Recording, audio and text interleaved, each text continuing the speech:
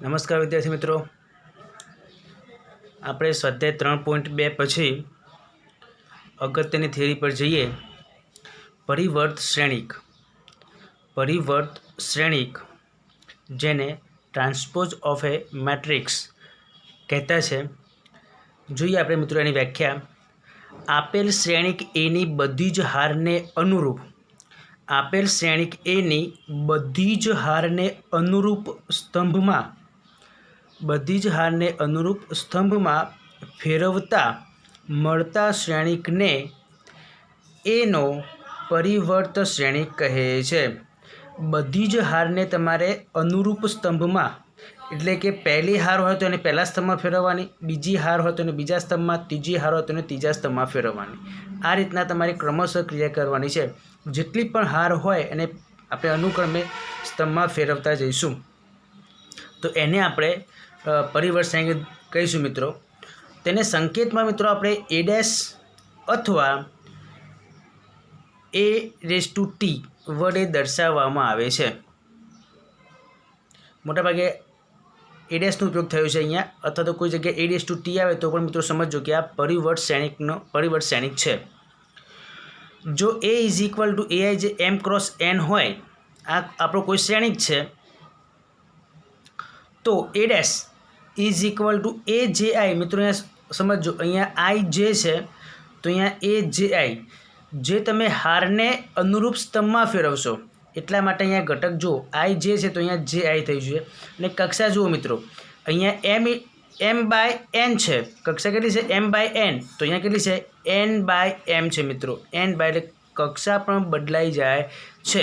આપણે એક ઉદાહરણ લઈએ. અહીંયા ધારો કે કોઈ શ્રેણિક છે a = a11, a12, a13, a21, a22, a23. આની મિત્રો કક્ષા કેટલી થશે? તો બે હાર છે, પહેલી હાર, બીજી હાર, તો 2. 3 સ્તંભ છે, 1, 2 અને 3, તો 2/3. એટલે આની કક્ષા 2/3 છે. હવે આપણી વ્યાખ્યા શું કહે છે મિત્રો? બધી જ હારને અનુરૂપ સ્તંભમાં ફેરવતા. તો આની હાર કેટલી છે? પહેલી હાર છે, તો પહેલી હારને તમારે પહેલા સ્તંભમાં લખવાનું. તો જો મોટો a11, a12, a13 અહીંયા હાર છે, તો જો મેં કેટલા લખ્યું? a11, a12, a13. પહેલી હાર તો એને પહેલા સ્તંભમાં લખ્યું મેં. બીજી હાર a21, a22, a23, તો એને મેં બીજા સ્તંભમાં લખી દીધું. જો a21, a22, a23. આની કક્ષા છે 2/3, તો આની કક્ષા શું આવશે? 3/2. ક્રમ એનો બદલાઈ જશે. 2/3 હોય તો 3/2. તો આ જે શ્રેણિક આપણને મળશે a', એને આપણે ટૂંકમાં પરિવર્ત શ્રેણિક કહીશું ને એને a' વડે દર્શાવીશું મિત્રો. ખ્યાલ આવી ગયો? કોઈ બીજું મિત્રો તમને બુકની અંદર કેટલીક દાખલા આપેલા છે આપણને, તો એ સમજીએ આપણે. સ્વાધ્યાય જે તમારું 3.3 છે મિત્રો, એમાં દાખલા નંબર 1 છે. એમાં આ જ પ્રશ્ન છે તમારો કે નીચેના પૈકી પ્રત્યેક શ્રેણિકનો પરિવર્ત શ્રેણિક મેળવો. એમાં પહેલો પ્રશ્ન છે, ધારો કે આપણે a બરાબર લઈએ અહીંયા 5, 1/2 અને -1. તો મિત્રો આનો પરિવર્ત શ્રેણિક શું થશે? ડાયરેક્ટ વિચારવું હોય તો જેને આપણે a' કહીશું અથવા તો a⁻t. તો આપણે પરિવર્ત શ્રેણિકની વ્યાખ્યા શું મિત્રો? પહેલી હારને પહેલા સ્તંભમાં ફેરવી કાઢવાની. આ આપણી પાસે વ્યાખ્યા છે. બીજી હાર હોય તો બીજા સ્તંભમાં, ત્રીજી હાર હોય તો ત્રીજા સ્તંભમાં. તો એ પહેલી હાર કઈ છે? 5, તો એને પહેલા સ્તંભમાં લખો 5. બીજી હાર કઈ છે? 1/2, તો એને બીજા સ્તંભમાં લખો 1/2.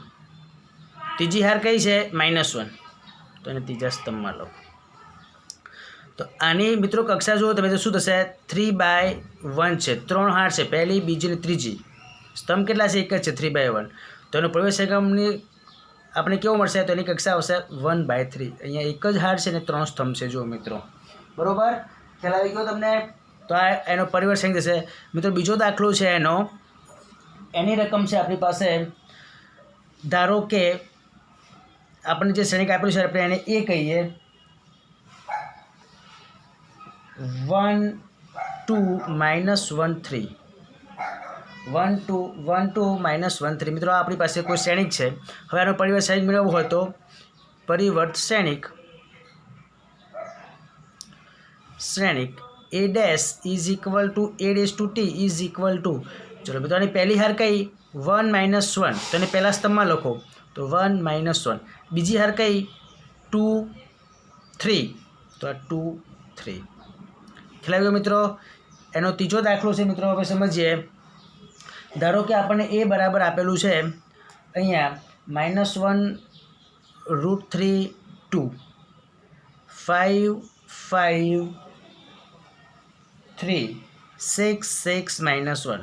તો ચલો મિત્રો આનો પરિવર્તન શું છે? a dash is equal two, અહીંયા સમજીએ આપણે, a dash is equal two, તો એને આપણે ક્રમમાં લખતા જઈએ મિત્રો, તો આપણી પાસે આવશે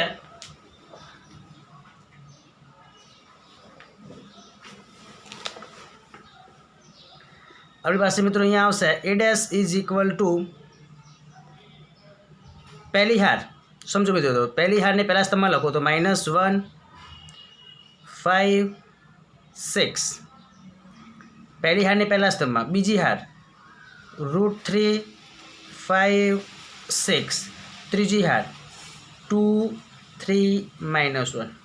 જેટલી પણ હાર છે તમારે એને અનુરૂપ સ્તંભમાં, પહેલી હાર હોય તો પહેલા સ્તંભમાં ફેરવવાનું, બીજી હાર હોય તો બીજા સ્તંભમાં ફેરવવાનું, ત્રીજી હાર હોય તો ત્રીજા સ્તંભમાં તમારે ફેરવવાનું છે. તો તમને એનો પરિવર્ત શ્રેણિક મળી જશે. તો આ મિત્રો 3 દાખલા છે જે સ્વાધ્યાય 3.3ના છે. દાખલા નંબર 1 છે એ મેં તમને અહીંયા સમજાવી દીધા છે. તો મિત્રો તમને હવે ખ્યાલ આવી ગયો છે કે પરિવર્ત શ્રેણિક એટલે શું અને કેવી રીતે મેળવી શકાય, બરાબર? એના મિત્રો અહીંયા તમે જુઓ ધ્યાનથી, તો એના ગુણધર્મો છે અહીંયા, પરિવર્ત શ્રેણીના ગુણધર્મો. મિત્રો એ ગુણધર્મો અત્યારે આપણે સ્વીકારી લઈએ છીએ, કેમ કે દાખલામાં એની સાબિતી આવતી છે, તો આપણે ત્યારે જોઈશું. જો મિત્રો, a ડેશ નો dash is equal to a, આપણે પૂરક ગણ વિશે જાણતા છીએ મિત્રો. તો પૂરક ગણમાં આવતું ને a ડેશ નો ડેશ, તો આપણે શું મળતું? મૂળ શ્રેણિક પાસું મળતું. તો અહીંયા પણ એ જ પ્રમાણે તમારે વિચારવાનું છે કે કોઈ પરિવર્ત શ્રેણિક હોય, તમે એનો ફરીથી પરિવર્ત શ્રેણિક લો તો તમને મૂળ શ્રેણિક પાસું મળશે. કોઈ પણ અચળ k માટે k ઇન્ટુ a, કૌંસમાં k ઇન્ટુ એનો આખાનો ડેશ છે મિત્રો, k ઇન્ટુ એનો પરિવર્ત શ્રેણિક છે. તો k ઉપર એને કોઈ અસર થતી નથી, એટલે k ઇન્ટુ તમે a ડેશ લખી શકો. ખ્યાલ આવે મિત્રો? k ઇન્ટુ તમે અહીંયા a ડેશ લખી શકાય છે, બરાબર? આ ગુણધર્મ આપણે સાબિત કરવાના આવતા છે એટલે આપણે ત્યાં જોઈશું, બરાબર? k ઉપર કેમ કે આ શ્રેણિક તો એના જ છે, બરાબર? ચલો આગળ વધીએ. સરવાળા માટે છે કૌંસમાં a પ્લસ બી નો ડેશ, એટલે a પ્લસ બી નો પરિવર્ત શ્રેણિક ઇઝ ઇક્વલ ટુ એનો પરિવર્ત શ્રેણિક પ્લસ બીનો પરિવર્ત શ્રેણિક. ગુણાકાર માટે થોડું ધ્યાન આપજો ખાસ. a ઇન્ટુ બી નો પરિવર્ત શ્રેણિક ઇઝ ઇક્વલ ટુ બીનો પરિવર્ત શ્રેણિક ઇન્ટુ એનો પરિવર્ત શ્રેણિક. એટલે આ ખાસ ધ્યાન, a dash into B dash નહીં લખાઈ જાય મિત્રો. અહીંયા a ઇન્ટુ બી નો પરિવર્ત શ્રેણિક is equal to a dash into B dash ન લખાઈ જાય, B dash into a dash છે મિત્રો.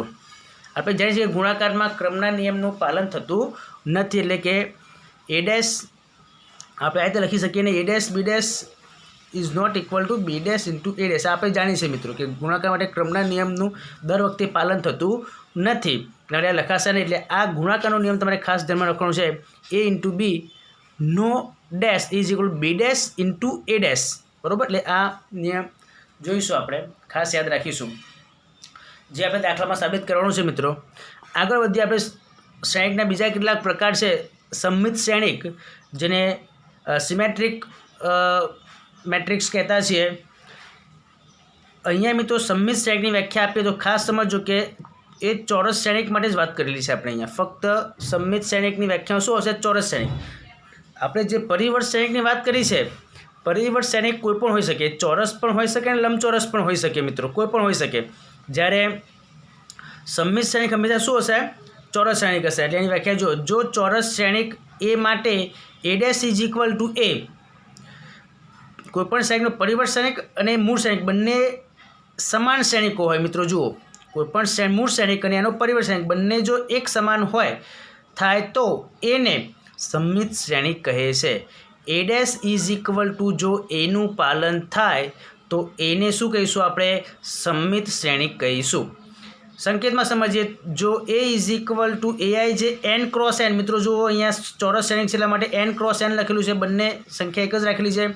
તો a dash is equal two aji, i જે તો અહીંયા aji, બરાબર ને? પરિવર્ત છે એટલા માટે n ક્રોસ n. હવે a dash is equal to A સમમિત શ્રેણિકમાં શું થાય? હંમેશા a dash is equal to A થાય. તો તો એ ડેશ ઇક્વલ એ હોવાથી પ્રત્યેક આઈ અને જે માટે એ આઈ જે ઇઝ ઇક્વલ ટુ એ જે આઈ, આ સંબંધને તમે યાદ રાખજો. એ આઈ જે ઇઝ ઇક્વલ ટુ એ જે આઈ. આવા ઘટકો પ્રત્યેક આઈ અને જે માટે આવા ઘટકો એક સરખા હશે. આપણે મિત્રો કોઈ ઉદાહરણ લઈએ. ઉદાહરણ તરીકે આપણે એ બરાબર હંમેશા ચોરસ શ્રેણિક લેવાનું છે મિત્રો, યાદ રાખજો, કેમ કે ચોરસ શ્રેણિક જ છે. સમમિત શ્રેણિક હંમેશા કેવો હોય? ચોરસ શ્રેણિક હોય. તો કોઈ પણ તમે ઉદાહરણ લો, ધારો કે હું 3, 5, 9, 6 આવું કોઈ ઉદાહરણ લઉં, બરાબર.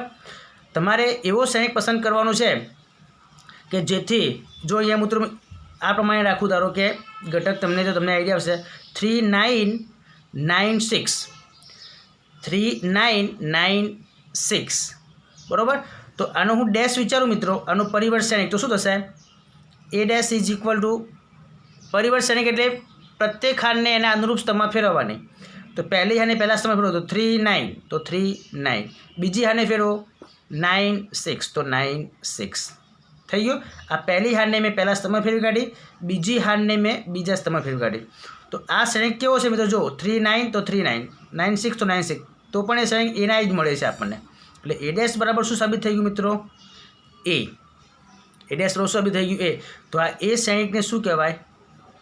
સમમિત શ્રેણિક કહી શકાય. એને શું કહીશું મિત્રો? આપણે સમમિત શ્રેણિક કહીશું અહીંયા, બરાબર છે.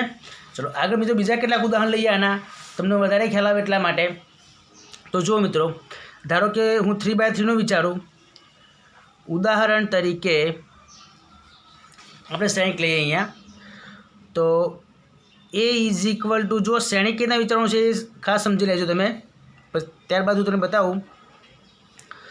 -1, 2, -5, 2, 0, 3, -5, 3, 1 આવો મેં કોઈ શ્રેણિક ધારેલો છે મિત્રો. જુઓ, ચલો હું એનો પરિવર્ત શ્રેણિક શોધું એ ડેશ, તો મને શું મળશે મિત્રો? જુઓ ધ્યાનથી. પહેલી હારને મારે પહેલા સ્તંભમાં ફેરવવાનું, તો -1, 2, -5. બીજી હાર તો 2, 0, 3. ત્રીજી હાર -5, 3, 1. તો આ બંને શ્રેણિકનું મિત્રો તમે અવલોકન કરો તો બંને શ્રેણિક એના એ જ છે. જો કોઈ ફરક પડતો નથી. તો અહીંયા શું લખાય? આને આપણે એ લખી શકીએ. એટલે શું સાબિત થઈ ગયું? એ ડેશ બરાબર એ. તો એને શું કહી શકાય? જ્યારે આપણે સમમિત શ્રેણિક છે એવું કહી શકીએ કે એ શું છે? સમમિત શ્રેણિક છે એવું કહી શકીએ. હવે મિત્રો તમારી જાતે શું સમમિત શ્રેણિક બનાવવો હોય તો શું ધ્યાનમાં રાખવાનું? જુઓ, તમે આજે આને આપણે શું કહીશું? અગ્ર વિકર્ણ કહીશું. શું કહીશું આપણે આને? અગ્ર વિકર્ણ કહીશું. આપણે આને શું આવીશું? આપણે એનું અગ્ર વિકર્ણ અથવા તો વિકર્ણ જ કહેતા છે આને, પણ આપણે એને અગ્ર વિકર્ણ કહીએ કે જેથી તમને ખ્યાલ આવે એટલા માટે. તો સમમિત શ્રેણિકમાં મિત્રો હંમેશા યાદ રાખજો કે અગ્ર વિકર્ણના ઘટકો તમારે જે પણ લેવા હોય તમે લઈ શકો. કોઈ પણ વાસ્તવિક સંખ્યા લઈ શકાય તમારી ઈચ્છા મુજબની, બરાબર. હવે અહીંયા તમે આ પ્રમાણે જે ઘટકો છે મિત્રો તમે સમજો, આ ઘટકો,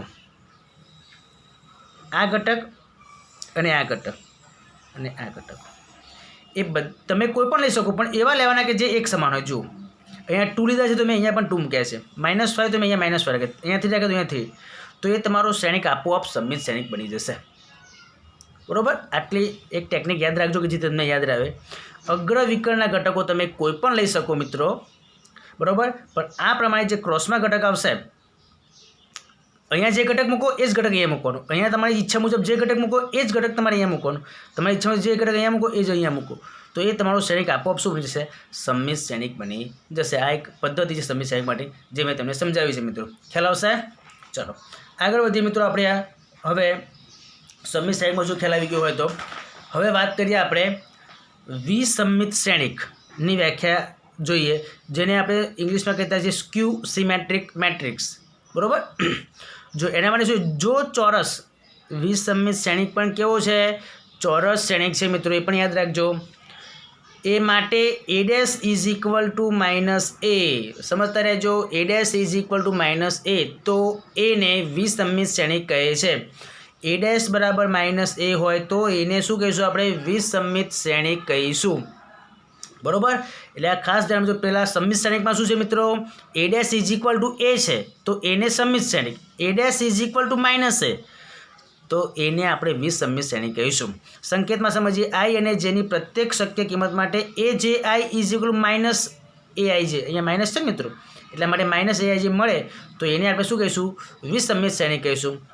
જો આના માટે મિત્રો જો આપણે વિચારીએ કે આઈ બરાબર જે હોય, અહીંયા આઈ અને જેની પ્રત્યેક કિંમત માટે કહીશું, તો જો આપણે આઈ બરાબર જે લઈએ તો આમાં શું થાય મિત્રો, જેની જગ્યાએ હું આઈ મૂકી દઉં બંને જગ્યાએ તો એ આઈ બરાબર માઇનસ એ આઈ થવાનું. આમાં જેની જગ્યાએ આઈ મૂકો, કેમ કે આપણે આ શું લીધું છે, આઈ બરાબર જે લીધેલા છે.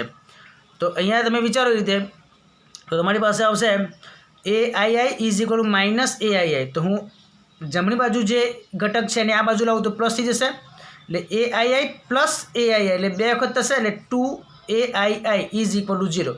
2 તો કોઈ કિંમત છે એટલે એ તો 0 હોઈ શકે નહીં, તો 0 કોણ હોવાનું, એ આઈ ઇઝ ઇક્વલ ટુ 0. એટલે કે આવા બધા ઘટકો કેવા હશે, 0.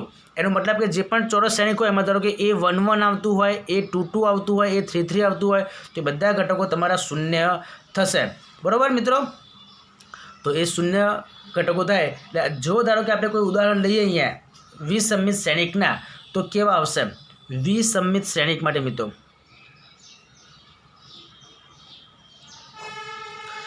ધારો કે કોઈ ઉદાહરણ લઈએ, ઉદાહરણ તરીકે હું એ બરાબર ધારો કે આ રીતે રાખું 0 -4 4 0. તો હું હવે મિત્રો અહીંયા એનો એ ડેશ શોધું, પરિવર્ત શ્રેણિક જુઓ ધ્યાનથી. તો પરિવર્ત શ્રેણિકનો મતલબ પહેલી હારને પહેલા સ્તંભમાં તો 0 -4 પહેલી હાર, આ પહેલા સ્તંભમાં 4 0 તો 4 0. હવે મિત્રો મેં અહીંથી માઇનસને બહાર લેતો છું મિત્રો, અહીંયાથી આ શ્રેણિકમાંથી. બરાબર, તો શું આવશે જુઓ ધ્યાનથી તમે, દરેક ઘટકમાંથી માઇનસ બહાર લો તો અહીંયા 0, અહીંયા -4, અહીંયા પ્લસ થઈ જશે અને અહીંયા 0 આવશે. 0 છે એટલે એનો સંકેત બદલાશે અને જે છે એને જ રહેશે. ખ્યાલ આવી ગયો મિત્રો. તો હવે આ ઘટક શું થઈ ગયો, આ શ્રેણિક આપણે શું મળી ગયું આપણને 0 -4 4 0. તો એ તો આપણો એ શ્રેણિક છે. જુઓ મિત્રો 0 -4 4 0 એ તો આપણે એ શ્રેણિક છે. તો અહીંયા શું લખી શકીએ એ. તો શું સાબિત થઈ ગયું મિત્રો, એ ડેશ બરાબર માઇનસ એ સાબિત થઈ ગયું. A dash is equal to minus A. તો આવો શ્રેણિક હોય એ તો આને શું કહી શકીએ આપણે, વિસમિત શ્રેણિક કહી શકાય.